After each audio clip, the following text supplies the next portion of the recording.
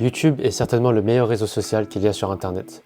Je l'utilise depuis que j'ai environ 12 ans et c'est grâce à cette plateforme que j'ai découvert et appris la majorité des choses qui ont forgé ma personne. Mais au fil des années, YouTube est aussi devenu une addiction parce que son algorithme de recommandation s'est tellement amélioré qu'il me manipule à rester des heures et des heures dessus, ce qui m'empêche de travailler sur mes propres vidéos ou même juste de vivre correctement. Et pendant longtemps, j'ai cherché à régler ce problème. Le truc, c'est que je peux pas quitter totalement YouTube parce que je perdrais toutes les bonnes choses qu'il y a sur cette plateforme. Et du coup, j'ai rêvé de trouver un moyen de transformer la plateforme pour que je garde tout le côté positif et utile tout en réduisant un maximum son côté addictif. Et c'est que récemment que j'ai trouvé la solution et je vais vous la partager maintenant. Ok, tout commence par déterminer où j'utilise YouTube, c'est-à-dire savoir sur quel appareil je regarde des vidéos. Et comme la majorité des personnes, je regarde YouTube sur mon téléphone et sur les ordinateurs qu'il y a chez moi. Donc à partir de là, j'ai essayé de refléter sur mon expérience pour savoir à quel moment j'utilise YouTube, mais cette fois-ci de manière productive. Et de ce que j'ai compris, le seul moment où j'utilise YouTube comme un outil de travail et non comme un outil de distraction, c'est lorsque je travaille sur l'ordinateur. Et c'est jamais quand je scrolle sur mon téléphone. Donc j'ai compris que si je souhaitais utiliser YouTube de manière seulement productive, il fallait que j'y ai accès que sur le PC et que j'arrête totalement d'utiliser YouTube sur mon téléphone. Et c'est ce que j'ai fait. Et rien qu'en faisant ça, j'avais directement remarqué que mon temps consommé sur YouTube était nettement réduit. Maintenant, comment j'ai fait pour arrêter de consommer YouTube sur mon téléphone? C'est très simple. J'ai juste caché et bloqué l'application. Alors, pour cacher YouTube sur le téléphone, il y a plusieurs moyens. Déjà pour les iPhones, c'est très simple, vous avez juste qu'à désinstaller l'application et c'est réglé.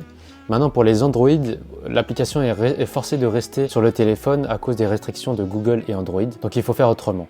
Premièrement, pour la plupart des téléphones, il est possible de désactiver l'application directement via les paramètres du système, ce qui fera retirer les petites icônes de YouTube de la liste des applications installées. Comme ça devient déjà bien plus difficile d'accéder à YouTube parce que l'icône aura disparu et qu'il faudra revenir dans les paramètres, retrouver l'application et réactiver YouTube pour que l'icône réapparaisse. Mais pour les autres téléphones qui n'ont pas cette fonctionnalité, il y a d'autres moyens. Avant, j'avais un vieux Android qui pouvait ni désactiver YouTube ni la cacher. Du coup, j'ai utilisé une application externe qui s'appelle Nova Launcher, qui est en fait un tout autre système d'exploitation qui remplace celui par défaut de votre téléphone et qui lui par contre possède des fonctionnalités qui permettent de cacher l'application. C'est une application gratuite qui est souvent installée chez les utilisateurs d'Android parce qu'elle permet de personnaliser totalement votre interface et de faire des choses qu'on ne pourrait pas faire sur votre téléphone de base. Donc ça c'était pour cacher l'application. Mais comme c'est assez simple de remettre l'icône et que ça suffit pas du tout de la cacher, il faut aussi bloquer totalement YouTube. Et pour ça, il y a plusieurs moyens de le faire. La première, celle que j'utilise actuellement, c'est d'utiliser l'application BlockerX. C'est une application qui permet de bloquer temporairement votre téléphone s'il trouve sur l'écran un mot-clé spécifique, un site internet ou une application indésirable. En fait, ça sert surtout à contrôler certaines addictions comme la consommation intensive de pornographie, de jeux d'argent en ligne ou des réseaux sociaux comme YouTube par exemple. La version gratuite vous permet de bloquer un nombre très limité d'applications, donc techniquement vous pouvez bloquer YouTube, mais vous n'aurez pas accès aux fonctionnalités qui vous empêchent de contourner ou désactiver le blocage si jamais vous êtes tenté de le faire. Donc c'est pour ça que j'utilise aujourd'hui la version premium, qui est un achat unique de 130 € environ et non un abonnement. Comme ça je suis sûr et certain que quand je bloque une application, un site internet ou n'importe quoi, que ce sera très difficile pour moi de désactiver le blocage et de retomber dans l'addiction de scroller YouTube. D'ailleurs pour les iPhones, BlockerX a aussi une utilité parce qu'il permet aussi de bloquer les applications récemment installées, mais aussi les applications qui sont même pas encore installées. Donc ça évite d'être tenté de réinstaller YouTube sur votre téléphone. Maintenant, la seconde méthode pour bloquer une application est elle gratuite, et c'est celle que j'ai utilisée pendant longtemps avant d'investir dans la version payante de BlockerX, c'est d'utiliser l'application AppLock. C'est très efficace, très simple à configurer, et je dirais même que c'est tout aussi bien, voire meilleur que BlockerX, parce que ça peut bloquer une application et empêcher de contourner le blocage, tout ça en étant gratuit. La seule raison pourquoi j'utilise BlockerX au lieu de AppLock, c'est pour sa fonctionnalité de bloquer tout le contenu pornographique sur le téléphone, ce que AppLock n'a pas en fait. Franchement, si votre seul but c'est de bloquer YouTube, AppLock suffit largement. Et si vous l'utilisez, je vous conseille de mettre un très long mot de passe et de l'écrire sur un bout de papier que vous allez le cacher à un endroit assez difficile d'accès. Comme ça, vous serez encore moins tenté de désactiver l'application. D'ailleurs, si vous le souhaitez, vous pouvez aussi fusionner toutes les méthodes et utiliser en même temps BlockerX, Nova Launcher et AppLock pour ajouter encore plus de niveau de sécurité si jamais une seule solution ne suffit pas. Donc ça, c'était pour le téléphone. Maintenant, en ce qui concerne l'utilisation de YouTube sur l'ordinateur, j'utilise principalement des extensions de navigateur, ou plus communément appelées des add-ons, pour m'aider à contrôler l'interface de YouTube. J'en utilise 5 au total: Untrap for YouTube, DF YouTube, Unhook, Remove YouTube Suggestion et Sponsor Block for YouTube.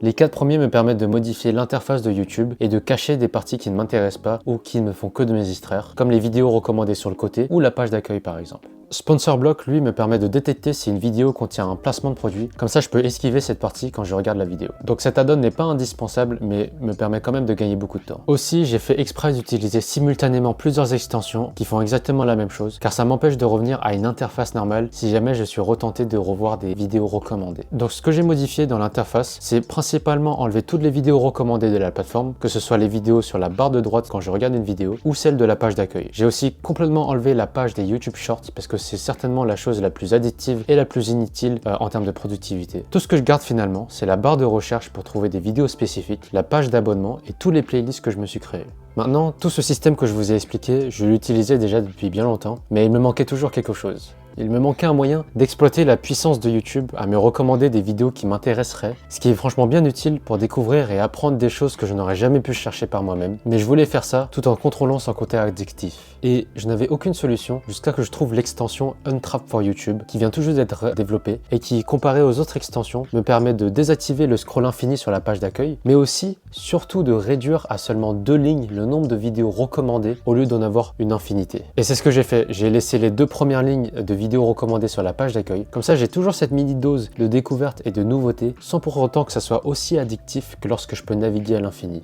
Maintenant, le problème c'est que certes je peux plus scroll vers le bas, mais je peux très bien rafraîchir la page pour avoir de nouvelles vidéos. Donc avoir cette configuration là est un peu dangereux sur le PC de travail parce que je risque de continuellement rafraîchir la page et finir par procrastiner au lieu de travailler. C'est pour ça que j'ai décidé d'avoir au moins 2 ordinateurs sur lesquels je peux regarder YouTube. Un ordinateur me servirait pour tout ce qui est activité de détente et de découverte sur YouTube et un autre ordinateur qui me servirait pour juste le travail et la productivité. Donc sur le PC de détente, j'ai laissé les 2 premières lignes de la page d'accueil, donc je peux découvrir des vidéos, les regarder directement ou les réserver dans la playlist des vidéos à regarder plus tard. Et dans le PC de travail, j'ai totalement enlevé la page d'accueil et les seules vidéos que je peux regarder, c'est celles que j'aurais recherchées ou les vidéos dans mes playlists. Et pour éviter que j'aille constamment sur le PC de détente au lieu du PC du travail, je les ai séparés à 2 endroits différents. Comme ça, j'ai une séparation bien distincte entre un espace de détente et de relaxation et un espace de travail et de concentration. Et je me suis aussi instauré une règle où je ne peux utiliser le PC de détente qu'une seule fois par semaine, c'est-à-dire le dimanche après-midi. Maintenant, je sais que pas tout le monde a 2 PC pour avoir cette configuration là, mais en attendant vous pouvez au pire vous donner comme règle d'enlever et de remettre les vidéos de la page d'accueil une seule fois par semaine sur le seul PC que vous avez.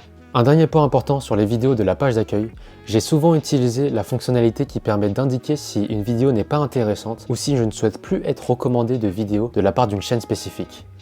En fait, ça permet d'aider l'algorithme de YouTube à comprendre ce que je souhaite regarder et ça m'a permis de faire un grand filtrage sur le contenu qui m'est recommandé parce que j'ai indiqué comme inintéressant toutes les vidéos qui ne me servent à rien et qui ne me font que de me distraire. Et petit à petit, j'ai remarqué que l'algorithme de YouTube me recommande de plus en plus des vidéos qui m'intéressent et surtout celles qui sont liées à mes recherches. Et comme j'ai beaucoup moins de vidéos addictives qui me sont recommandées, j'ai aussi remarqué que je reste naturellement beaucoup moins longtemps sur la page d'accueil que d'habitude et c'est une très bonne chose. Donc ça, c'était pour la page d'accueil. Maintenant, pour finir, j'ai commencé à réutiliser plus souvent la page d'abonnement pour voir les vidéos de mes youtubeurs préférés. Mais j'ai particulièrement fait un tri très strict dans mes abonnements où je n'ai gardé que des chaînes où je ne rate quasi aucune de leurs vidéos. Et dès qu'une chaîne devient quasi obsolète à mes yeux, je la retire. Au total, je dois avoir un maximum de 5 chaînes que je suis de près et c'est tout. C'est la seule exception que je me donne en ce qui concerne les vidéos de divertissement et de distraction sur le PC de travail. Donc voilà, voici comment j'utilise YouTube de manière productive. La solution n'est pas parfaite, ça je l'avoue, mais ça fonctionne assez bien pour moi. D'ailleurs, si vous avez des conseils ou des techniques que je connais pas qui m'aideraient à améliorer ce système, ce serait super bien de mettre dans les commentaires et ça aiderait aussi les autres qui sont dans le même cas que moi. Donc voilà, hein. Merci d'avoir regardé et à la prochaine.